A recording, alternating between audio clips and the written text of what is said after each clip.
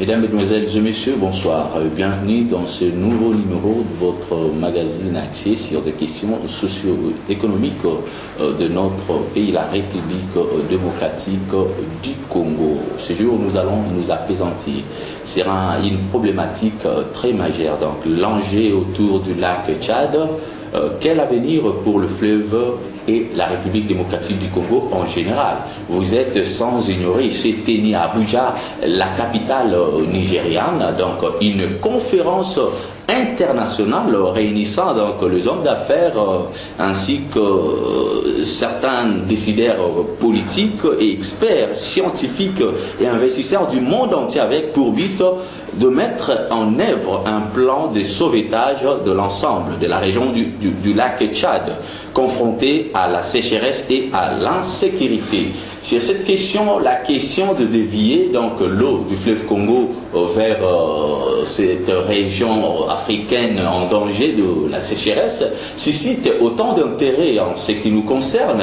Est-ce un avantage ou bien ça sera désastreux en termes écologiques et environnementaux? Donc il y a une enveloppe de 100 milliards de dollars qui est réservée pour pouvoir permettre à la République démocratique du Congo de fournir donc cette denrée aussi vitale à tout ce pays-là. Et pour faire le point sur cette question, nous avons donc le réel plaisir de recevoir sur ce plateau Monsieur Norbert Yamba, qui n'est pas donc étranger, il n'est pas donc étranger à cette émission, il n'est pas sa première participation. Nous allons une fois de plus recourir à son expertise pour pouvoir bénéficier d'un éclairage autour de cette question. Monsieur Norbert, bonsoir et bienvenue. Bonsoir, bonsoir, merci pour l'invitation. Et justement, enjeu autour du lac Tchad, quel avenir pour le fleuve Congo et la République démocratique du Congo? Bon, vous l'avez dit, hein, moi je suis panafricaniste, je crois à l'union de l'Afrique, je crois à l'Afrique de région pour que finalement on aboutisse aux États-Unis d'Afrique. Donc lorsqu'il y a des problèmes qui se posent au niveau des régions, ou entre les régions, il est quand même important que les Africains trouvent solution par eux-mêmes. L'eau est une denrée très rare aujourd'hui, simplement parce que, cher Philippe, 97%, 97,4% de l'eau est impropre à la consommation sur le plan mondial. L'eau douce que l'on peut directement consommer, c'est 0,6%. Et puis les 2%, c'est de l'eau glacée. Mais en Afrique, la République du Congo regorge 52% de l'eau douce. Et je vous ai dit que sur le plan mondial, c'est 0,6%.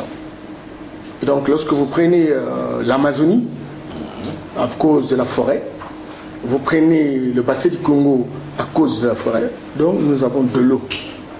Mais il faut comprendre que la consommation d'eau, qui a créé pas mal de problèmes à travers le monde, c'est lié aussi à l'évolution démographique.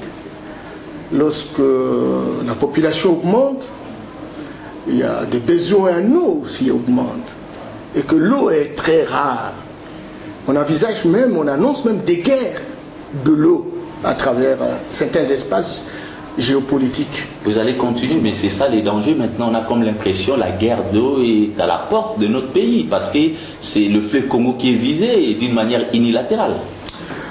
C'est vrai qu'aujourd'hui, il faut reconnaître que le lac Tchad est en difficulté, est en détresse, est en situation de disparition. Simplement parce que 90% du lac Tchad, le lac Tchad a diminué de 90%. Ce qui est très clair, c'est que les riverains sont en difficulté. Et il n'y a pas que des riverains. Parce que le lac Tchad prend le Nigeria, le Cameroun, la République centrafricaine, le Tchad lui-même.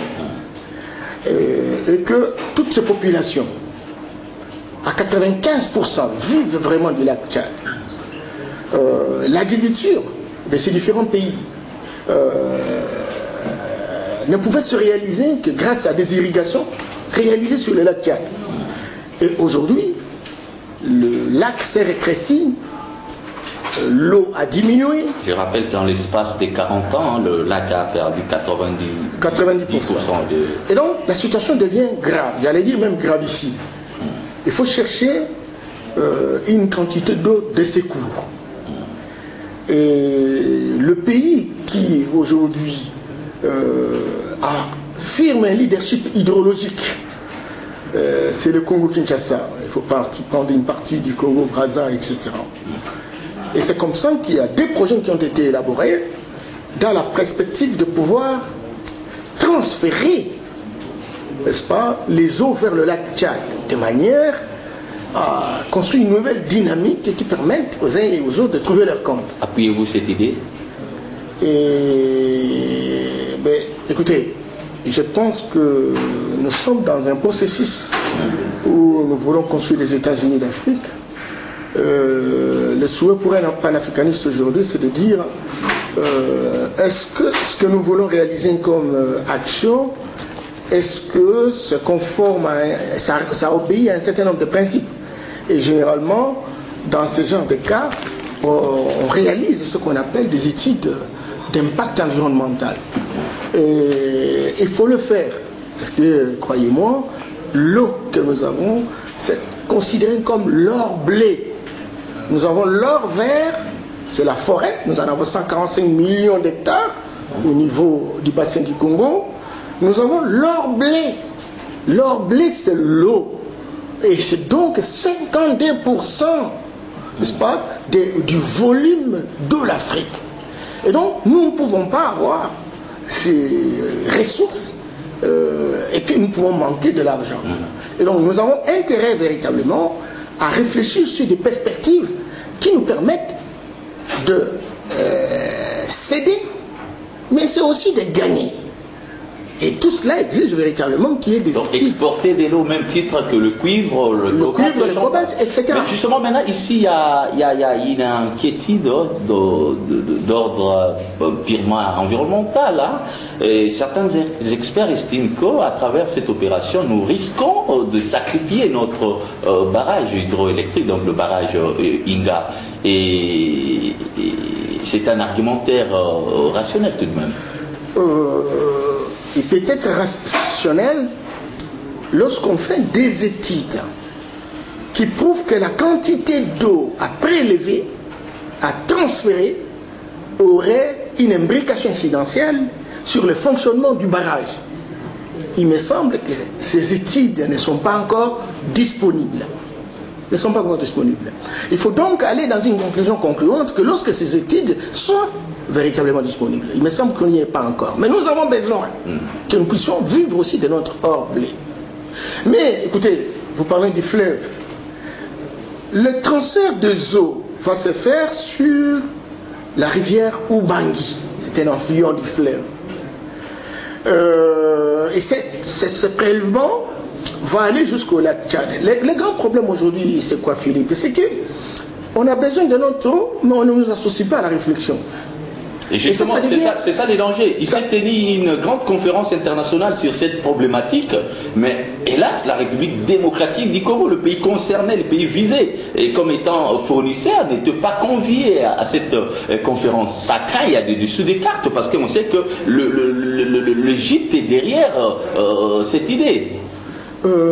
C'est vrai que l'Égypte doit être derrière cette idée. C'est aussi vrai que nous souffrons. Je ne sais pas si une certaine léthargie, parce qu'on ne peut pas comprendre, non seulement en termes de participation à la conférence d'Abuja, mais également en termes des institutions, j'allais dire des organisations qui ont été mises en place pour gérer toutes ces problématiques. Vous avez par exemple la commission de gestion du bassin du lac Tchad, qui reprend le Nigeria, le Cameroun, la Centrafrique et le Tchad. Et toute la perspective, c'est véritablement prélever l'eau de l'Ubangi, qui est une eau de la République démocratique du Congo. On aurait pu également nous associer par rapport à ça. Il me semble que tel n'a pas été le cas. Lorsque vous regardez par exemple la Commission internationale pour la gestion de l'eau du bassin du Congo, ce qu'on appelle Ubangi-Chari, etc., nous aussi, nous ne sommes pas là. C'est que très clairement, tous ces problèmes, toutes ces discussions, toutes ces préoccupations se discutent sans que nous soyons associés. Et c'est là justement que beaucoup de Je rappelle à nos téléspectateurs que le coût de ces projets de transfert massif d'eau est évalué à 10 milliards de dollars américains. Et ces montants-là ont été fixés sur base de quels paramètres? Et c'est ça la grande question qu'on peut se poser à ces niveaux. 10 milliards de dollars. Ça dépasse largement notre budget national. Mais est-ce que c'est assez pour transférer autant de mètres cubes? Ma crainte, c'est quoi? Regardez ce que s'est passé avec notre forêt lorsqu'il s'agissait de faire la conférence à Copenhague. Les gens se sont retrouvés à Tripoli pour réfléchir sur cette perspective. Et vous savez que le bassin du Congo a 235 millions d'hectares de forêt, nous avons 145. Les Africains avaient demandé qu'on puisse leur donner 67 milliards. Mais nous qui avons la moitié de la forêt africaine, on ne savait pas combien on allait nous donner. Des petits pays qui ont 20 millions d'hectares, 22 millions d'hectares comme aujourd'hui le Congo-Brazza, etc. Regorge des sièges des institutions internationales qui sont appelées à gérer toutes ces problématiques-là. C'est que très clairement, il y a un problème de leadership autour de la gestion de toutes ces problématiques. Donc on parle de 10 milliards. Bon, est-ce que c'est les 10 milliards, le coût du projet, ou c'est le montant qu'il faut donner au Congo? Parce qu'il faut considérer l'eau comme une ressource rare. En tant que ressource rare, ça devient un bien à vendre. Voilà. C'est très important. Et si Dieu nous a dotés véritablement de ces ressources, nous devons vivre aussi de ces ressources. On ne va pas faire comme on a fait par exemple au parc de Virunga, où l'on retrouve du pétrole, et c'est le pétrole qui a fait véritablement le bonheur, la prospérité de beaucoup de nations à travers le monde. Et on dit non, nous déclarons ce parc patrimoine mondial au détriment de ce que peut représenter l'exploitation pétrolière qui aurait pu véritablement nous donner des richesses, des revenus qui nous permettraient de résoudre nos problèmes. Et pourtant, lorsque vous regardez la même nappe phréatique, c'est la même nappe phréatique qui fournit l'Ouganda, qui exploite le pétrole. C'est la situation avec le gaz méthane, etc. On ne va pas vivre dans cette situation-là. Alors, que faire pour permettre aux Congolais d'accéder à ces richesses dotées par le Créateur? Jusque-là, les Congolais demeurent... donc, je peux dire que les Congolais, en termes d'IDH, des indicateurs économiques, les Congolais qualifiés comme étant un peuple le plus pauvre au monde. Et c'est absurde, c'est paradoxal, au regard de tout ce que les Congolais disposent comme ressources. Oui, tout à fait. Mais je vous dis que les ressources ne sont pas démontrées. Le pays regorge des ressources potentielles énormes. Vous avez parlé du cobalt. 60% du cobalt du monde, c'est au Congo. 80% des réserves de coltan au monde, c'est au Congo. Donc, je rappelle à nos téléspectateurs qu'une tonne de cobalt se vend à plus de 80 000 $. Et donc, sincèrement, alors quand vous regardez le budget de la République par rapport, n'est-ce pas, à cette richesse potentielle, etc., donc il n'y a pas grand-chose. D'où vous appuyez la réforme de la révision du Code minier. Revenons à notre débat du jour. Vous avez dit au cours de votre argumentaire de tantôt que la République démocratique du Congo regorge plus de 52% de réserves d'eau douce en Afrique. Oui. Mais le taux en desserte en eau potable est d'à peine 20%, si je ne suis pas, si ma mémoire est bonne. Quel écart on peut observer à ce niveau-là? Et c'est irrationnel. Donc, on n'en peut rien. Donc, pour revenir aux chiffres vrais, à 2014, c'était relevé que le Congo dessert en proportion de 26% en termes d'eau potable. Dessert en eau potable. Maintenant, il faut discuter qu'est-ce que nous appelons eau potable, etc. Parce qu'il faut soumettre ça au traitement, à l'analyse, pour voir véritablement si c'est potable. Quand cela ne tienne, les potentialités sont énormes. Malheureusement, il faut des infrastructures, il faut y mettre de l'argent, il faudrait que ce soit la préoccupation des autorités gouvernementales, etc. On n'y est pas encore, et c'est comme ça que si quelque part, au niveau des villes, on peut avoir rarement de l'eau, encore même dans la ville de Kinshasa, il y a un système de délestage où on a difficile véritablement à desservir de l'eau, et en fortiori à l'intérieur. À l'intérieur, dans des milieux ruraux, il n'y a pas d'eau n'est-ce pas, potable, très dignement traité et confirmé que c'est véritablement potable. Alors, donc, Pourquoi on ne le fait pas? Il y a un problème. Première chose, la volonté politique. Il faut faire la planification des priorités et considérer que l'eau ou l'électricité, c'est un droit fondamental aujourd'hui. Ne pas avoir de l'eau, c'est véritablement torpiller tout un peuple. Parce que l'eau a été considérée au niveau des objectifs du millénaire comme l'un des objectifs prioritaires. Il me semble qu'en 2015, lors de l'analyse, il a été prouvé véritablement que nous n'avons pas fait un bon bondissement. Il faut donc, aujourd'hui, plus que jamais, dès lors que l'on parle de plus en plus de l'or bleu, et que nous avons 52% de cette potentialité, nous devons vivre de ça. Il ne faut pas aller avec des émotions pour dire, écoutez, bon, parce que c'est notre eau, nous ne pouvons pas transférer, parce qu'il y aura un problème au niveau d'Inga, etc. Aujourd'hui, nous vivons ça, Inga. Nous avons 100 000 mégawatts que nous aurions pu véritablement nous servir. Mais malheureusement, nous n'avons que 1410 mégawatts. Et donc, nous devons faire une analyse. Nous devons faire des études d'impact pour savoir à quelle proportion nous pouvons servir de l'eau pour que on nous donne en contrepartie quelque chose qui nous permette de faire des allocations dans les différents secteurs de la vie nationale, de manière que cela nous rapporte. Mais l'autre danger, ces transferts ne va pas seulement affecter le barrage d'Inga, selon les experts, que la République démocratique du Congo, un pays continent, est enclavé. Du point de vue des infrastructures routières, la seule voie que nous exploitons, donc le grand boulevard que nous avons, c'est notre fleuve qui joue le rôle de la communication entre différentes provinces et différents peuples pour ramener le produit au point de production vers le centre des consommations. Peut-être que ces projets de transfert massif d'eau vers la région Sahel, ça va aussi affecter cette réalité du point de vue donc, de voie navigable. On est là dans une logique économique. Et dans une logique économique, on met en place des scénarios. On dit, bon, il y a des options à prendre. On fait l'analyse coût-bénéfice. Si dans l'hypothèse que nous prenons la responsabilité d'exporter notre eau, à quelle proportion? Quels seraient les bénéfices? Quel serait le coût et quel serait le risque? On analyse. Et si dans l'hypothèse que nous voulons transférer sans que nous puissions nuire notre boulevard naturel, nous faisons comment? Et on va voir jusqu'à quelle quantité nous pouvons exporter.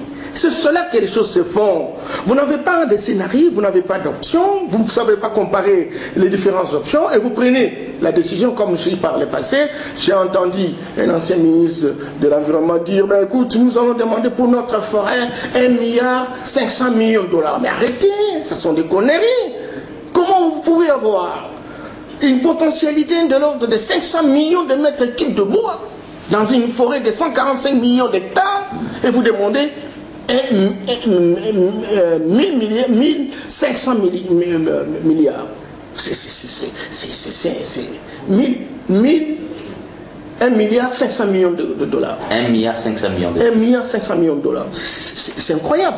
Et donc, ça maintenant, rien du tout. Mais ça parce que rien que le fonds vers l'enveloppe globale, c'est à 100 milliards de dollars. Voilà. Et donc, nous devons être en mesure. Nous devons être en mesure, aujourd'hui plus que jamais, de considérer nos richesses. Mais il faut y mettre de l'intelligence économique. Appeler les experts. Travailler dans la perspective de se dire quelles sont nos potentialités. Comment nous faisons pour que véritablement cela nous rapporte? L'eau, elle est là. Regardez quand vous allez à Ubangui, le fleuve lui-même, il y a combien d'affluents? Combien d'affluents? Le débit du fleuve est régulier à l'embouchure. Alors, allons-nous rester dans la pauvreté, soit disant que non, demain, il ne va pas fonctionner? Ah non, moi je ne suis pas en train de voir les choses de cette manière-là. Là où je vois, je dis, écoutez, quelles sont les études, les résultats des études d'impact? Et quel est le scénario qui nous donne la possibilité, véritablement, d'apprendre une option qui nous permette également de vivre, au lieu de laisser ces eaux-là à l'état naturel sans que cela nous apporte quelque chose. J'ai vu en Europe des petites rivières qui se font appeler fleuves. Et nous avons des affluents. Quand vous êtes à la Rouki, quand vous êtes à la rivière Tuapa, quand vous êtes à la rivière Momboyo, écoutez mon cher ami, ce sont des grands fleuves. leur blé. Aujourd'hui, la guerre entre les États se fera au travers l'eau, surtout l'eau douce. Et nous en avons. Mais profitons, anticipons les choses. Nous avons ici nos amis, par exemple, les Tchadiens, le Nigeria, le Cameroun. La Libye aussi en a besoin. La Libye en a besoin, mais ils ont mis en place des organisations régionales. Ainsi que le pays sahélien. Oui, ils ont mis en place des organisations régionales sans nous associer. Et c'est ça le danger. Et nous craignons qu'à un moment, on risque véritablement de nous attaquer pour prendre cette rôle de force. Parce que qu'est-ce qui se passe? Parce qu'avant d'organiser cette conférence, ils auraient dit d'abord en amont, donc nous contacter et instaurer, donc mettre sur pied une commission pour évaluer et construire. Tout à fait. Vous savez Philippe, l'Égypte a eu des problèmes avec l'Éthiopie. L'Éthiopie aujourd'hui est en train de construire un grand barrage. Il sera le plus grand barrage d'Afrique, le barrage de la Renaissance. Et vous savez que c'est le Nil. L'Égypte ne vit que du Nil. Et le Nil prend l'Éthiopie, passe par le Soudan et arrive à 1000 km. Sans le Nil, l'Égypte ne sera pas en vie. 95% de la population égyptienne vit du Nil. Et lorsque l'Éthiopie a pris la résolution de construire son barrage, l'Éthiopie a dit tout de suite qu'il n'était pas d'accord. Et il a même annoncé faire la guerre avec l'Éthiopie à cause véritablement des eaux du Nil. Donc, nous, aujourd'hui, nous sommes là, c'est vrai. Nous sommes des voisins avec la République centrafricaine, avec le Cameroun, mais ils ont besoin de l'eau du lac Tchad pour tenir le coup. Entre-temps, ils font des réunions, ils ne nous associent pas. Entre-temps, ils sont en train de proclamer des montants, nous ne sommes pas impliqués véritablement pour savoir ce que cela représente. Tout cela montre très clairement. Et là, Mutinga, qui avait annoncé une fois que la guerre est aux portes de Kinshasa, est aux portes de la République, à cause de l'eau, cela montre aussi qu'il y a un problème. Si on regarde toutes ces questions que certains experts estiment que, pour pallier à cette insuffisance, la République démocratique du Congo doit mettre sur pied un grand ministère de l'eau, qui serait chargé donc à la fois à la gestion de services publics, donc comme Régie des eaux, et à la gestion de ressources en eau, celle de la création de l'agence même de la gestion du fleuve Congo. Comment trouvez-vous cette initiative? Vous savez, il faut éviter la multiplication des administrations. Parce que la multiplication des administrations se sont révélées très budgétivores. Nous avons la Régie des eaux.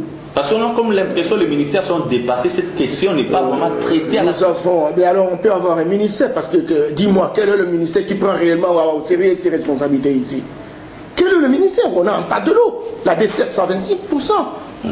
Et l'électricité, la desserte, ça 6 à 9%. Et il y a des ministères qui sont disponibles. Et même si on crée un service technique, ce service technique sera monitoré par un ministère. Et si au niveau du ministère, les choses ne marchent pas comme il se doit, donc il ne faut pas s'entendre que ce service pourra donner des performances. Donc, au lieu de créer, d'aller de multiplier, pas, les différents services, etc., il faut donc mettre en place pas, un arrangement institutionnel dans les différents services qui existent. Et ces services-là, avec des nouvelles missions, une nouvelle dynamique, etc., peuvent travailler dans la perspective de donner le rendement qu'il faut au Congo. Je suis content qu'en fait qu'on parle véritablement de cette agence, mais je me dis que la Régie des eaux, elle est là, on peut y mettre une direction qui s'occuperait véritablement de cette question, encore que bon, le ministre fasse son travail, le gouvernement de la République puisse faire son travail, etc., pour que ça ne devienne pas l'occasion pour ceux qui sont au pouvoir de signer des contrats, où ils tirent des dividendes, etc., parce qu'il s'est montré, il a été révélé aujourd'hui que s'il y a une antivaleur qui fait l'objet d'un consensus national, c'est la corruption.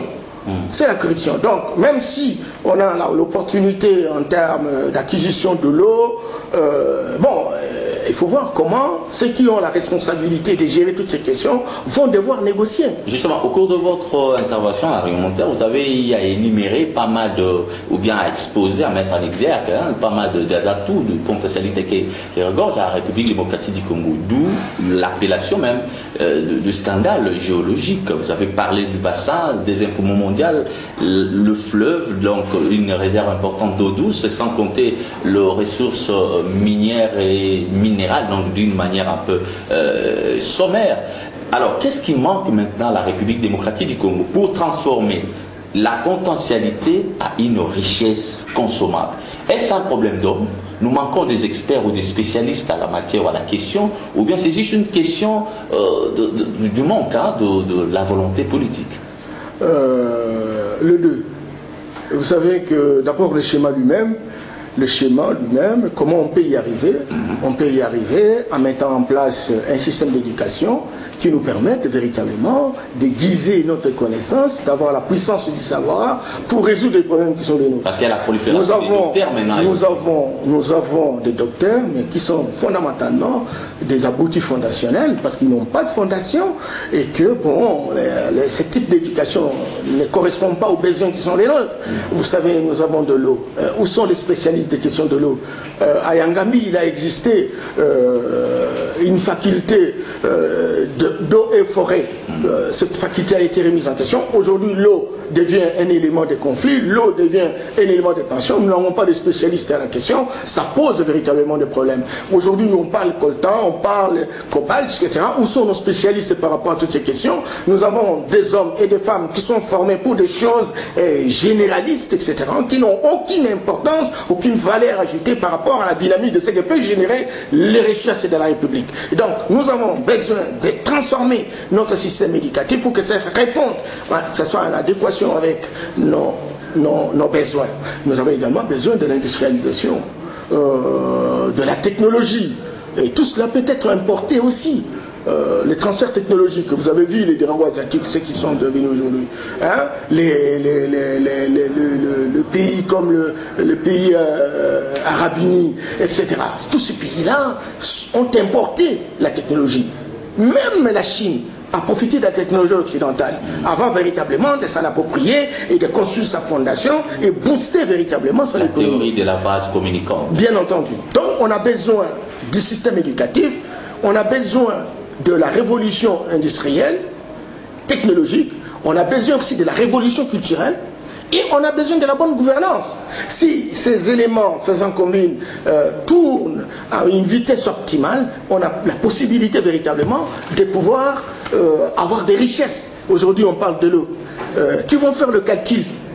Aujourd'hui, même la forêt, hein, ça se calcule en termes de kibage dans le marché de carbone. Comment on le fait? Les calculs allométriques, comment on les fait? Tout cela, il faut avoir des hommes et des femmes qui sont formés par rapport à ces questions-là. Donc, sincèrement, nous avons un problème réel au niveau de la puissance du savoir, la puissance de la connaissance, l'économie de la connaissance. Les études que nous faisons ne nous ont pas encore servi à transformer notre pays. Les docteurs, les licenciés que nous avons sont des chômeurs de luxe. Ils ne sont pas à mesure de monter des schémas qui nous permettent. Ils sont dans des petites choses élémentaires qui ont été démontrées depuis des siècles, etc.